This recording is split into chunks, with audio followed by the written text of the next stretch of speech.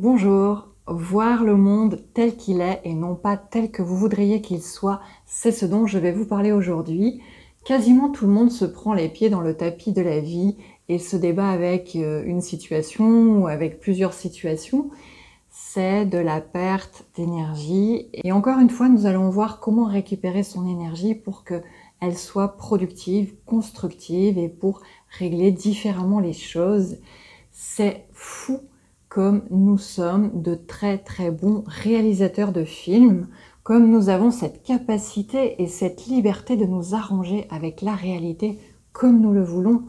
Alors, bien sûr, c'est un choix qui nous est offert. Nous avons effectivement cette possibilité de pouvoir choisir d'aller ailleurs que ce qui nous est proposé originellement. On peut distordre notre réalité parfaite avec de nouvelles histoires que l'on s'invente, qui peuvent soit nous apporter une joie éphémère, on va dire, soit nous faire souffrir. Et dès qu'il y a souffrance, on va plutôt parler de cet aspect-là, c'est que je ne vois pas le monde tel qu'il est. Je le vois tel que je voudrais qu'il soit. Sans nos propres histoires, la réalité est harmonieuse. J'ai vu des dizaines de situations revenir, se transformer en un instant vers le meilleur. Et comment cela pourrait-il être possible s'il n'existait pas une base immuable, suprême, à laquelle on peut se rallier à tout instant? Et c'est pour ça que ça peut changer soudainement, parce que il y a cet endroit auquel on peut se rallier et qui est déjà parfait pour chacun de nous, à chacun sa perfection. Notre base est impeccable, bien pour nous. Si nous ne venons pas mettre notre mental avec des pensées non harmonieuses d'un futur qui n'existe pas encore, qui n'est pas encore arrivé, si on s'en tient là dans l'instant présent, tout va bien. Maintenant là, tout va bien. C'est ce que l'on peut appeler l'espace de la paix. Vous connaissez cet espace de paix? Là, maintenant, tout va bien.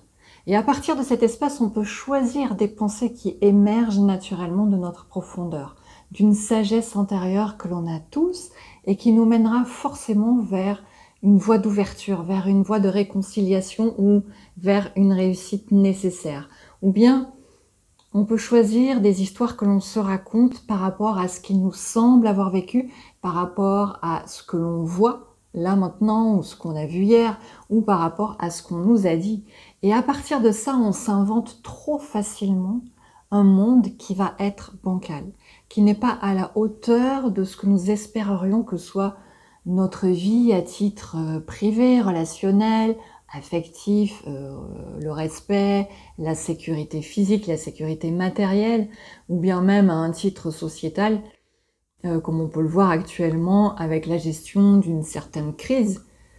Mais combien de fois avez-vous projeté ce futur qui n'existe pas encore, en disant « ça ne va pas marcher, ça va être fermé, je suis sûre que je vais être trahi, les autres sont malsains, on va droit à la catastrophe ».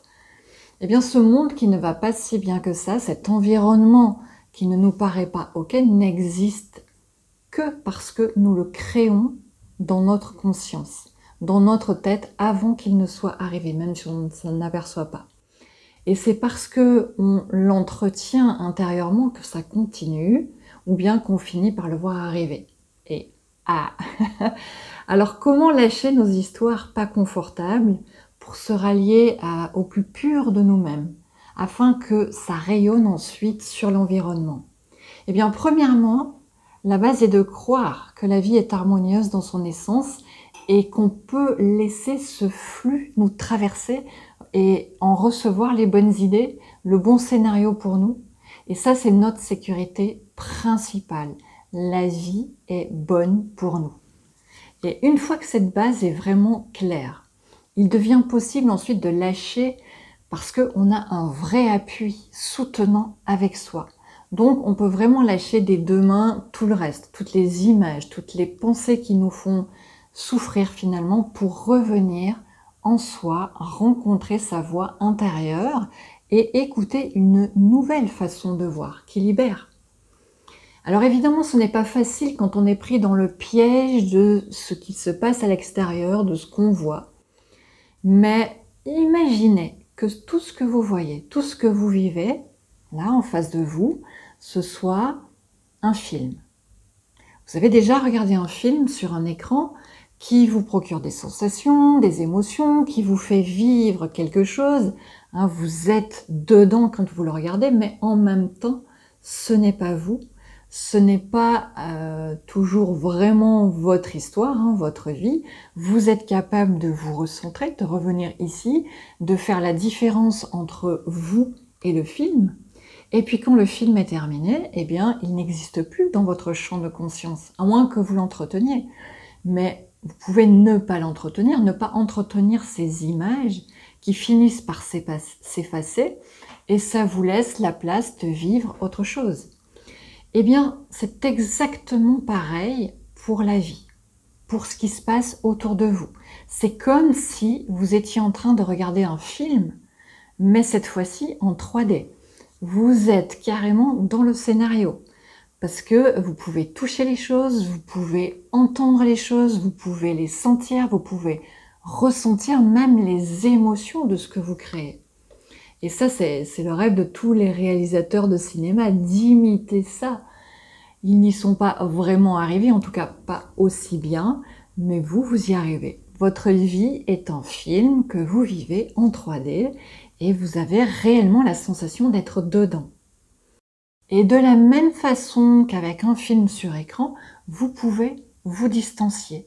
Vous pouvez observer les images qui sont en face de vous, qui sont autour de vous. Vous pouvez vraiment prendre du recul, vous recentrer et de là vous détacher et observer les images qui sont là dans votre vie. C'est vraiment la même chose qu'un film sur écran. Et en fait, c'est une chance mais incroyable de pouvoir vivre, de pouvoir palper nos scénarios dans cette 3D, à condition de choisir le bon scénario, à condition que vous sachiez en fait revenir dans cet espace de sagesse infinie dans lequel vous allez pouvoir rechoisir à chaque instant ce qui est plus juste pour vous, ce qui vous convient. Alors, est-ce que le scénario de ce que vous êtes en train d'observer vous plaît? Si la réponse est oui, eh bien profitez-en, ressentez vraiment ce qu'est la joie qui pulse dans vos cellules, parce que ça c'est une force énorme dont vous allez pouvoir vous en resservir pour vous faire vivre d'autres choses bien. Si la réponse est non, à ce moment-là, revenez à l'intérieur, changez le scénario. Pas que dans votre tête, mais dans vos cellules aussi. Et bien sûr que ce n'est pas toujours facile. Déjà de croire que à l'extérieur, ce n'est qu'une illusion, que l'illusion de votre conscience. Et ensuite, ce n'est pas toujours facile de changer un scénario qui tourne en vous depuis 10 ans, 20 ans, 30 ans ou plus. Et même moi, parfois, ça m'arrache vraiment les tripes de me dire « mais redeviens lucide, ce que tu vois en face n'est qu'une illusion, mais sors de là, recentre-toi, reviens dans ton espace intérieur où il n'y a que la paix et à partir de là, laisse venir un autre scénario. » L'idée est de laisser venir de nouvelles idées de cet endroit pacifié. Laissez venir les nouvelles idées jusqu'à ce qu'elles se transforment, jusqu'à ce qu'elles vous fassent un bien fou. Et là, vous êtes sur la bonne voie. Vous commencez à voir le monde tel qu'il est et pas tel que vous l'avez choisi. Vous sentez la nuance? Et bien sûr que parfois aussi, ça peut prendre 1 semaine, 2 semaines, 3 semaines. Et alors, ça fait partie du processus de transformation. Le temps d'arriver à accepter de nouvelles idées, indépendamment de ce qui se passe encore dans votre vie. Mais il vaut mieux commencer maintenant, plutôt que de subir encore pendant 1 an, 2 ans, 3 ans ou plus. Et c'est ça, être créateur. Honorer et vivre qui vous êtes profondément, ce qu'il y a dans votre plus grande profondeur, le laisser émerger plutôt que de subir les histoires fragiles qui se sont amassées au fil du temps. Là, on n'est plus dans qu'est-ce que le monde m'apporte, ce mouvement-là, purement, mais on est dans qu'est-ce que j'apporte au monde et tout ce que vous apportez, vous le recevez ensuite en retour. Donc soyez créateur, donnez et vous recevrez.